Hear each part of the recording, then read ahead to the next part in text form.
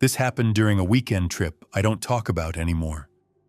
Not because it was violent, not because anyone died in front of me, but because nothing ever explained itself. And I've learned that the things that don't explain themselves tend to stay with you. It started as a last-minute idea.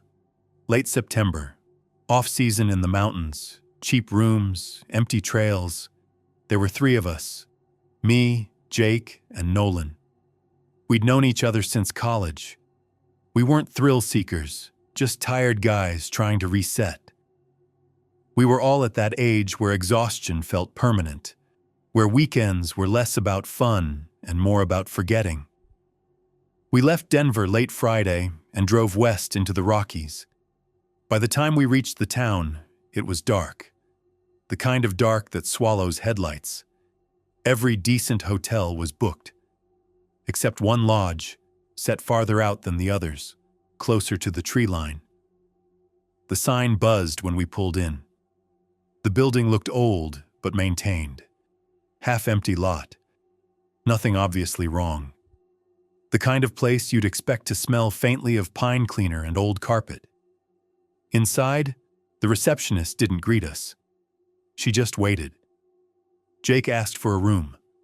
She handed us keys, parking lot view. Jake asked if anything faced the mountains. She stopped typing. "You're already checked in," she said. After a long pause, she slid new keys across the desk. Room 312. No explanation, no smile. The room was fine. 3 beds, balcony, a clear view of the slope behind the lodge, pine trees climbing into darkness. They stood so close together, it was hard to tell where one ended and the next began. Nothing felt wrong. That night, none of us slept well.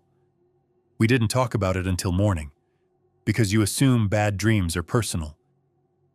Then Nolan asked quietly, "Did either of you dream about being chased?"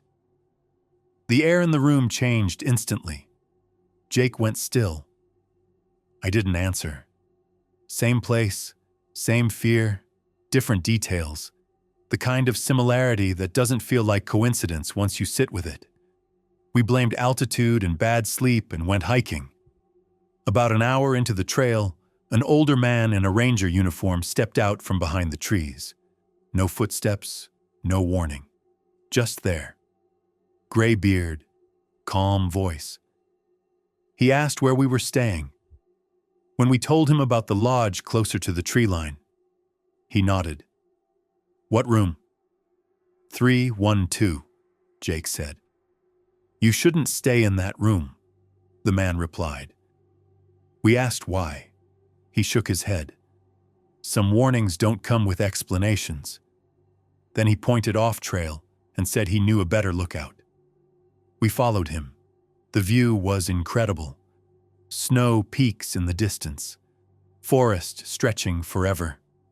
The wind up there was sharp, clean, almost too quiet. When we turned to thank him, he was gone. No footsteps, no trail, no sound of movement fading away.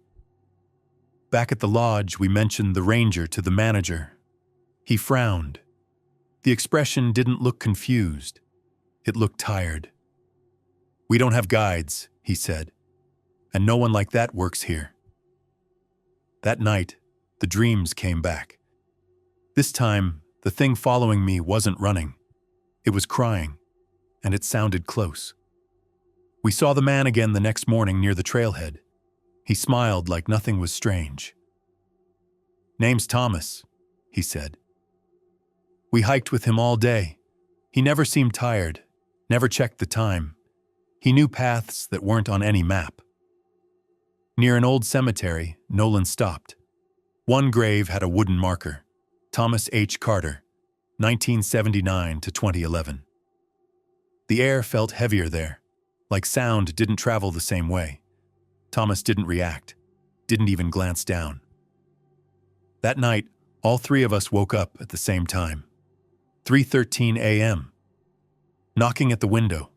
Slow, careful, measured like whoever or whatever was making sure not to break the glass. Then crying from outside. Jake stood up. Something hit him hard across the back. He screamed and collapsed forward. 5 red marks. Clear. Finger-shaped. They darkened even as we watched. We packed and went straight to the desk. Hands shaking, words stumbling over each other. When we said the name Thomas, the receptionist went pale and called the manager. They didn't ask us to explain. They offered us another room. No explanation. No insistence that we stay. We left at sunrise, the lodge disappearing behind us faster than it should have. Weeks later, I looked it up. A seasonal park ranger named Thomas Carter went missing near Pine Ridge Lodge in 2011. His body was never found. Some say he fell. Some say he froze. Some say he never left the mountain. I still dream about the trees sometimes, and someone walking just behind me, not chasing, just keeping pace,